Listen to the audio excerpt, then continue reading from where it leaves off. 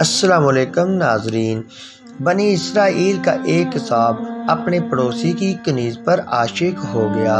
اتفاق سے ایک دن کنیز کو اس کے مالک نے دوسرے گاؤں کسی کام سے بھیجا۔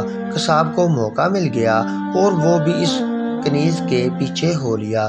جب وہ جنگل سے گزری تو اچانک قصاب نے سامنے آ کر اسے پکڑ لیا اور اسے گناہ پر آمادہ کرنے لگا۔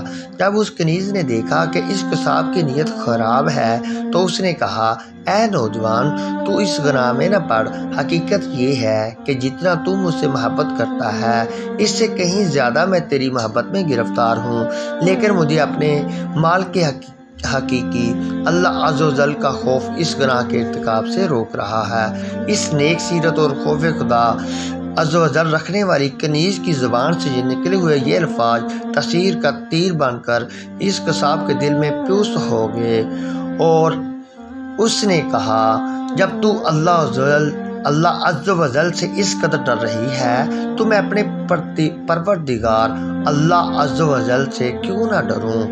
میں بھی تو اسی مالک اللہ عز و جل کا بندہ ہوں۔ جا تو بے خوف ہو کر چلی جا۔ اتنا کہنے کے بعد اس قصاب نے اپنے گناہوں سے سچی توبہ کی اور واپس پلٹ گیا۔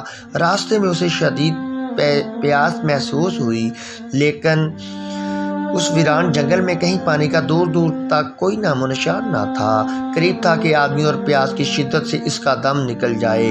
اتنے میں اس زمانے کے نبی کا ایک قاصد ملا۔ جب اس نے قصاب کی یہ حالت دیکھی تو پوچھا، تجھے کیا پریشانی ہے؟ قصاب نے کہا، مجھے سخت پیاس لگی ہے۔ یہ سن کر قاصد نے کہا، ہم دونوں مل کر دعا کرتے ہیں کہ اللہ عز و جل ہم پر اپنی رحمت کے بادل بھیجے اور ہمیں سیراب کرے، یہاں تک کہ ہم اپنی بستی میں داخل ہو جائیں۔